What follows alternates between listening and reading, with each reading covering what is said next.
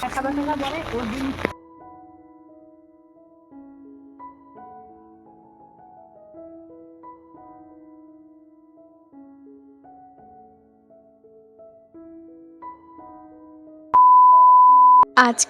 অনেকটা বেলা করে ঘুম থেকে উঠেছি, বলতে পারো সেরকম কাজেরও চাপ ছিল না।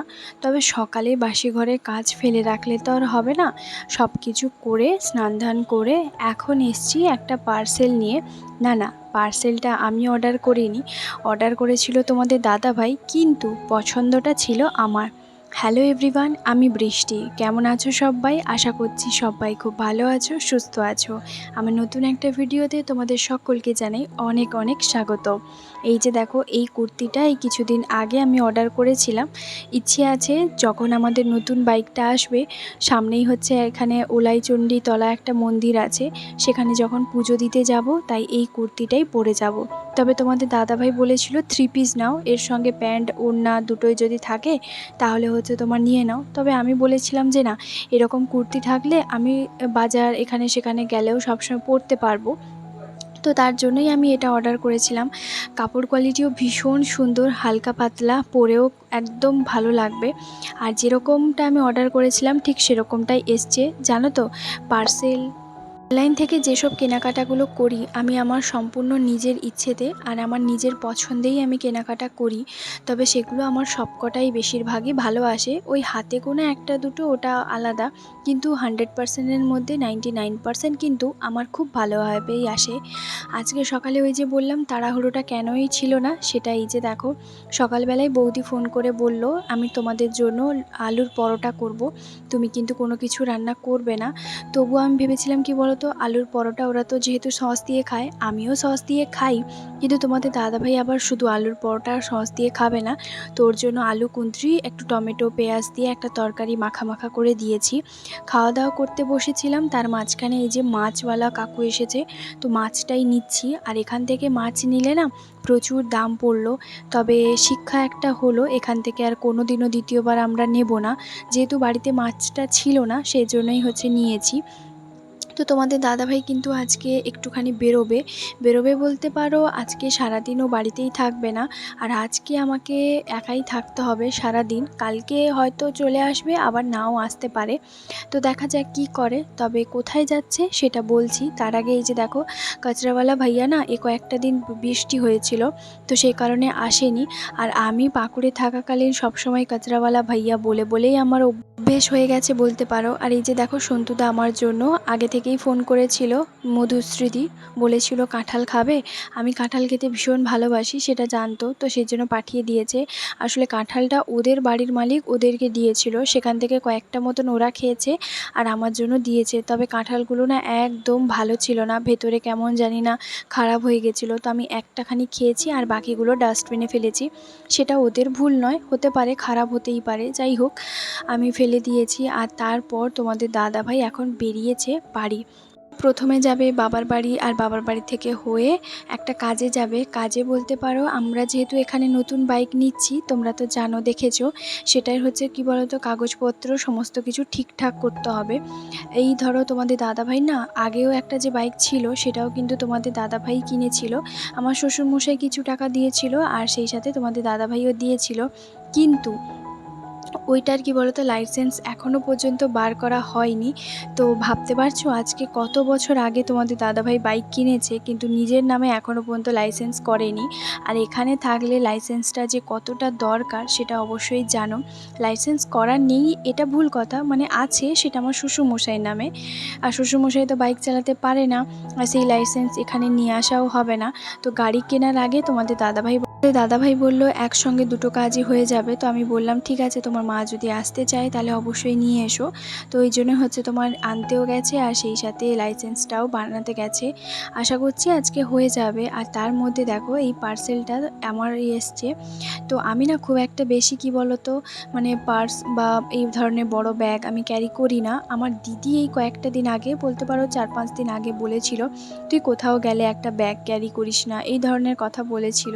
তো তোমাদের দাদাভাইকে বললাম, বলো তো আমি একটা ব্যাগ নেব।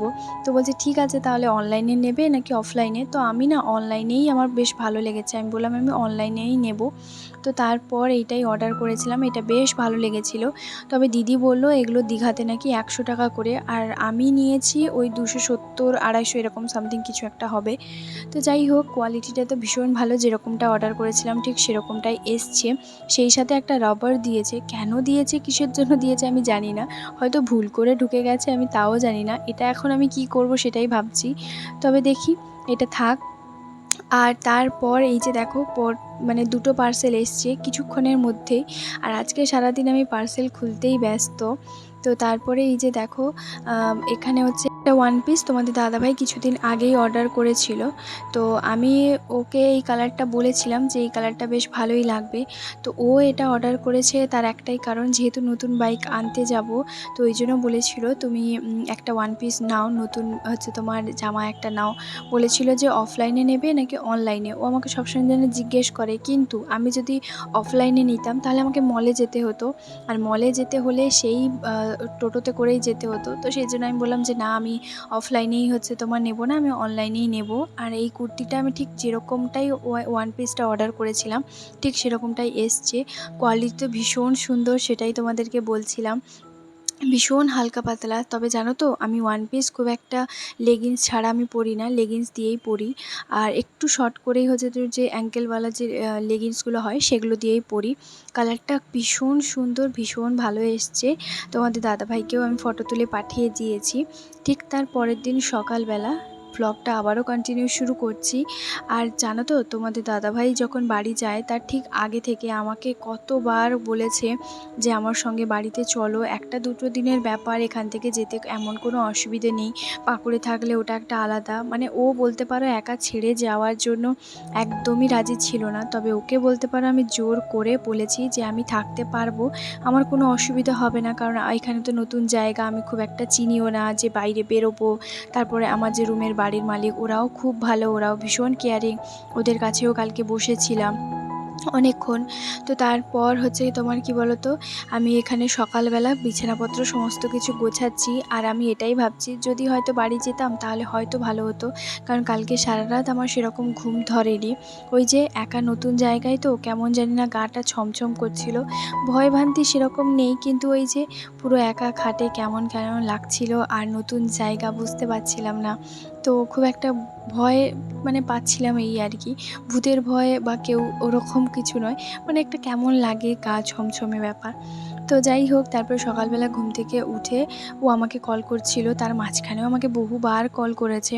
তো যাই হোক, ওটা ওকে বলেছিলাম, আর ও বলতে পারো ওখানে যাওয়ার পর রীতিমতো মাকেও বলছে যে ওকে আমি কত করে বললাম নিয়ে আসবো বলে, ও এলোই না আমার সঙ্গে। তো ওই জন্য আমি আজকেই বেরিয়ে যাব। ওকে আমি বলেছিলাম তোমার কাজ হয়ে যাওয়ার পর আসবে, কিন্তু ও যে এত তাড়াতাড়ির মধ্যে কাজ করে বেরিয়ে আসবে সেটা আমি কখনো ভাবতে পারিনি। তো তারপর এই যে দেখো, ম্যাট্রেসটাকে ভালো করে উল্টে দিলাম। এই ম্যাট্রেসগুলো না খুব একটা যে ভালো আমি তা বলবো না, তবে কি বলো তো, এগুলো মানে বেশি সারা জীবন যে ব্যবহার করা যাবে অমনটা নয়, মানে কয়েকটা বছরের জন্য ব্যবহার করার জন্য ঠিকঠাক, তারপরে এগুলো বেকারই, মাঝখানের দিকে গর্ত হয়ে ঢুকে যায়, এটাই হচ্ছে ব্যাপার, মাঝখানে এদিক সেদিক করে উল্টোতে হয় মাঝে মধ্যে। তো দেখতেই পেলে আমিও ওটা হচ্ছে তোমার উল্টে দিলাম। তো যাই হোক, তারপরে বিছানার চাদরটাকে চেঞ্জ করে দিচ্ছি। আমার না বিছানার চাদর একঘেয়েমি 2 দিন 3 দিন ফেলে রাখলে আমার একদম ঘুম ধরে না, ভালোই লাগে না। বিছানার চাদর যদি রোজ দিন, আগে তো চেঞ্জ করতাম যখন ছোট ছিল, তবে এখন বড় যেহেতু খাটটা হয়েছে, তো এখন প্রত্যেক দিন তো চেঞ্জ করা সম্ভব নয়, তো ওই জন্য 2-1 দিন করে চেঞ্জ করে দিই। আর কালকে সারা রাত যে পরিমাণ বৃষ্টি হয়েছে, এখন আমি ভাবছি বাইরে এখনও পর্যন্ত বৃষ্টি হচ্ছে, আর আজকে কাচা ধোয়াও করতে সেরকম পারবো না। তোমাদের দাদাভাই কালকে যখন বেরিয়েছিল তখন কি বলতো, ওইদিকে অনেকটা রাস্তাতে জল জমা হয়ে গেছে। কি করে আমি সেটা জানলাম, সেটা হচ্ছে দাদাও যেহেতু কলকাতার ওই সাইডে যায় অফিস, তো ওখানেই হচ্ছে তোমার গেছিলো, আর অর্ধেক রাস্তা থেকে জল জমা যেহেতু হয়ে গেছে বাড়ি ফিরে এসেছে। তারপর আমাকে আন্টি বলল যে তুমি কি বাজারে যাবে, আমি বললাম হ্যাঁ যাব। আসলে যেহেতু বৃষ্টির ওয়েদার, তো সেরকম বাজারে বসছেও না, বা বসলেও সেরকম আনতে যাওয়া হচ্ছে না, আর আমি এখানে একদম নতুন প্রথম, বাড়িতেও বাড়িতেও সেরকম সবজি ছিল না, মাছটা ছিল, কিন্তু আমি ভাবলাম একটু সবজি নিয়ে আসি, যেহেতু আমার শাশুড়ি আসছে। তোমাদের দাদাভাই হলে কী হয়েছে, মাছের ঝোল কিছু একটা করে দিতাম, ও খেয়ে নিত। যেহেতু শাশুড়ি প্রথমবার আসছে ভাড়া বাড়িতে, তো সেই জন্য ভাবলাম আন্টির সঙ্গে গিয়ে একটু সবজি বাজার করেই নিয়ে আসি, আর আমার সেরকম রাস্তাঘাট চেনাও যাবে। তো এসে আমি আমার প্রয়োজন মতন কয়েকটা সবজি নিয়ে নিয়েছি, শুধুমাত্র আজকে রাতের জন্যই নিয়ে নিচ্ছি, যেহেতু ওরা রাতে আজকে আসবে। আর পরের দিন তো তারপরে সকালবেলা তোমাদের দাদাভাই গিয়ে অনেক বেশি করে বাজার করে নিয়ে চলে আসবে। তো এই রাতের জন্য আমি কয়েকটা মতন সবজি নিয়ে আসছি আর কি। তো নিয়ে নিয়েছি। এখানে দেখো আন্টি বলল এসো, এখানে হচ্ছে তোমার মন্দির আছে, কালী মন্দিরে একটুখানি দর্শন করে প্রণাম করে যাই। তবে আমি না ঠাকুরের মন্দিরে উঠিনি, যেহেতু আমি স্নান করে আসিনি। ওই যে দেখতেই পাচ্ছ এখন প্রচুর পরিমাণে বৃষ্টি হচ্ছে। যখন সবজি দোকানে সবজি নিচ্ছিলাম, কী যে বৃষ্টি হচ্ছিল, মনে হচ্ছিল না যে এই মনে হয় বন্যা টন্যা হয়ে যাবে।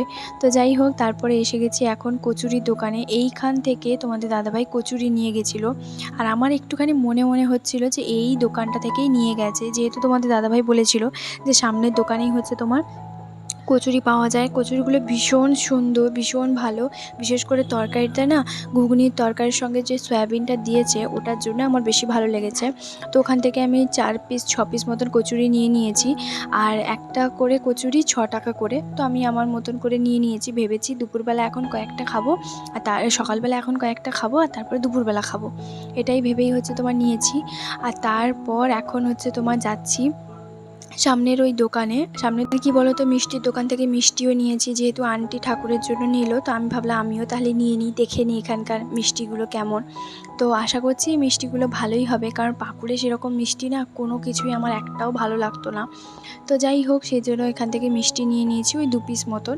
আজকে কিছু একটা খাবো, আর ভেবেছি বিকেলবেলার দিকে যদি খেতে ইচ্ছে করে তাহলে খাবো। আসলে সারাদিন একা থাকলে যা হয় অবস্থা, এটা সেটা খেতেই ইচ্ছে করে, আর তারপরে পড়ছে হচ্ছে বৃষ্টি।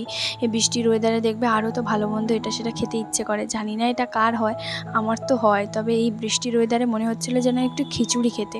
ওই যে দেখো আমাদের সবুজ কালারের যে বাড়িটা, ওটা দেখা যাচ্ছে, যেটা আমাদের রুম থেকে ওই যে মাঠটা দেখা যায়, এই মাঠটাই হচ্ছে তোমার সেটা। আর আন্টিকে আমি ডেকে সেটাই বলছিলাম, ওই যে দেখো, হ্যাঁ, সবুজ কালারের বাড়িটা, ওটাই হচ্ছে তোমার দেখে দেখে যাচ্ছিলাম। আর এটাই হচ্ছে চেনার একমাত্র উপায়, যে এই বাণীচক্কর মাঠে এলেই আমাদের রুমটা দেখা যায়।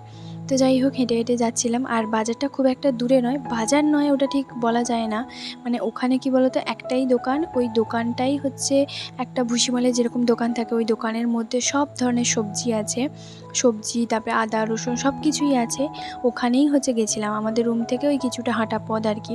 তবে যেদিন তোমাদের দাদাভাইয়ের সঙ্গে ওই যে বাইকের শোরুমে গেছিলাম, তখন তো খুব একটা দোকানপাট রাস্তাঘাট চিনতে পারিনি। আজকে হেঁটে যাচ্ছি, আর আন্টির সঙ্গে পুরোটা দেখেই ভালো করে যাচ্ছি, যদি রাস্তাঘাট গুলিয়ে যায় ওটার জন্যই ভাবছি আর কি। তো আন্টি বলছে তুমি আশা করছি চিনতে পারলে? আমি বললাম হ্যাঁ, মোটামুটি তো বুঝতে পেরেছি, দেখা যাক কোনো একদিন নিজে আসবো তারপর। তো তারপরে হাঁটতে হাঁটতে এই যে দেখো আমাদের রুমের সামনে চলে এসেছি। ওই সাইডে ডান সাইডে হচ্ছে তোমার বাড়ি, তারপরে আরও এই যে কালারের, তো এটাও হচ্ছে তোমার কি বলো তো ফ্ল্যাট, আর এইটা হচ্ছে আমাদের রুম। তো চলো এখন রুমের মধ্যে যাই। আর এটাই হচ্ছে ফ্ল্যাটের সামনে কি বলতো স্বপ্ননীল এই বাড়িটার নাম। তারপর আসার পর প্রচণ্ড পরিমাণে ভিজে গেছি। তো আমি কি করেছি বলো তো, স্নান করে নিয়েছি, স্নান করে ভিজে ভিজে ঠাকুরের কাছে ফুলগুলো তুলেছি, গাছ থেকে ফুল তুলে এখন হচ্ছে এই যে দেখো ঠাকুরকে ফুলও দিয়ে দিয়েছি। এরপর খাবো, কারণ সেই সকালবেলা বিস্কিট খেয়েছিলাম, চাটাও সেরকম খাইনি। ভেবেছি এখন লুচি তরকারি যেগুলো নিয়ে এসেছিলাম, মানে কচুরি আর কি, সেগুলো খাবো, তারপর চা খাবো। কিন্তু আজকে ভেবেছিলাম যে আমি ঝটপট হচ্ছে তোমার সেরকম কিছু রান্নাবান্না করব না, ভেবেছি যে এই লুচিগুলো কয়েকটা মতন খাবো, আর তারপরে দুপুরবেলা আবার কয়েকটা খেয়ে নেব। কিন্তু যখন আমি আসার পর দরজা খুলছিলাম, তখনই বৌদি আর আন্টি দুজন মিলে বলে আজকে দুপুরের খাবারটা তুমি আমার ঘরেই খাবে। আমি বললাম কোনো ব্যাপার নয়, আমি রান্না করে নেব একার জন্য। বললো না, একাই তো খাবে, কি এমন ব্যাপার, তুমি এখানে খাওয়া দাওয়া করে তারপর সকালের খাওয়া দাওয়া করে তারপরে চলে এসো, সবাই মিলে গল্প করব আর বসবো। তো আমি সত্যি অবাক হয়ে যাই, মানে প্রথম এখানে আসার পর এরকম মানুষজন খুবই কমই হয়। না, আমাকে খেতে ডেকেছে বলে আমি বলছি না, এদের সম্পূর্ণ ব্যবহারগুলো না অনেক কিছু আছে আলাদা, এক এক করে তোমাদের সঙ্গে সবটাই শেয়ার করব। আর তরকারিটাও দেখো বেশ অনেকটা পরিমাণে দিয়েছে, তার সঙ্গে একটা মিষ্টি নেব। আর বৃষ্টির ওয়েদারে না এত সুন্দর মানে কচুরি, তারপরে হচ্ছে তোমার মানে তরকারি আর মিষ্টি, বাস আর কি দরকার, মনে হচ্ছে খাওয়া দাওয়া করে ঘুমিয়ে যায়। তো আমি ওই জন্য দেখো তরকারি হচ্ছে তোমার নিয়ে নিয়েছি একটা প্লেটে, তবে তরকারিটা না যেহেতু অনেকটা বেশি ভাবছি রেখে দেবো। তো তারপরে হচ্ছে তোমার কি বলতো, খাওয়া দাওয়া এখন করব, আর তারপর হচ্ছে দুপুরে ওদের ঘরে যাব ভাবছি। জানো তো, এখানে যখন প্রথম আসার আগে আমার মনে অনেক কিছু প্রশ্ন, ভাবনা, চিন্তা এগুলো তো এসেই ছিল। নতুন জায়গা, কেমন হবে মানুষজন, কীভাবে পরিবেশ, কী না কী সব কিছু ভাবছিলাম। এমনকি পাঁকুড়েও যখন থাকতাম তখনও ভাবতাম যে এখানে তো সবাই ভালো, আবার নতুন জায়গায় যাব, সেখানকার মানুষজন কেমন। কিন্তু বিশ্বাস করো, আমার আজ পর্যন্ত 4 বছর 5 বছর বিবাহ জীবনে আমি এই কথাটা বলতে পারি। লোকে বলে না যে ভাড়া বাড়ি অনেক খারাপ হয়, ভাড়া বাড়ির মালিকের ব্যবহার ভালো হয় না, কিন্তু টাচউড আজ পর্যন্ত আমার একটা বাড়ির মালিকও যে খারাপ আমি কখনোই বলবো না। সবাই ভীষণ ভালো, ভীষণ ভালো। কারুর ব্যাপারে যে আমি খারাপ বলবো এমনটা নয়। কিন্তু এদের কথা যদি বলো, মানে বর্তমানের যে আমার যে বাড়ির মালিক, এরা যে কি ভালো আমি বলে বোঝাতে পারবো না। যতই ওদের নামে প্রশংসা করি ততই কম হয়। এখানে আসার পর আমার মনেই হচ্ছে না এটা বাইরের ঘর, মনে হচ্ছে যেন নিজের মতন। তো এই যে দেখো দুপুরে কত কিছু বৌদি একা হাতে রান্না করেছে, মাছের ঝাল করেছে, সেই সাথে করেছে আমড়া দিয়ে টক, ডাল, পাবদা মাছের ঝাল, ভাত, মানে কত কিছু করেছে। তো অনেক কিছু রান্না করেছে। আর হ্যাঁ, শাকটাও যে মানে কলমি শাক, সেটাও হচ্ছে শাক ছিল, তারপরে লেবু ছিল। তো আমি না ওদেরকে বলি যে আমি ভিডিও করি, ব্লগ বানাই, আমি করব। তখন বললো হ্যাঁ করো না, কোনো অসুবিধে নেই। আর আমি যে ব্লগ বানাই এদের কি ভালো লেগেছে। যেমন আমার আগের বাড়ির মালিকও ভীষণ পছন্দ করতো আমার ব্লগ বানানোটা, এরাও কিন্তু ভীষণ পছন্দ করে। তো যাই হোক, আমার না ভীষণ ভালো লেগেছে। তো চলো আজকের মতন এ পর্যন্তই, দেখা হবে খুব শীঘ্রই নতুন ভিডিওতে।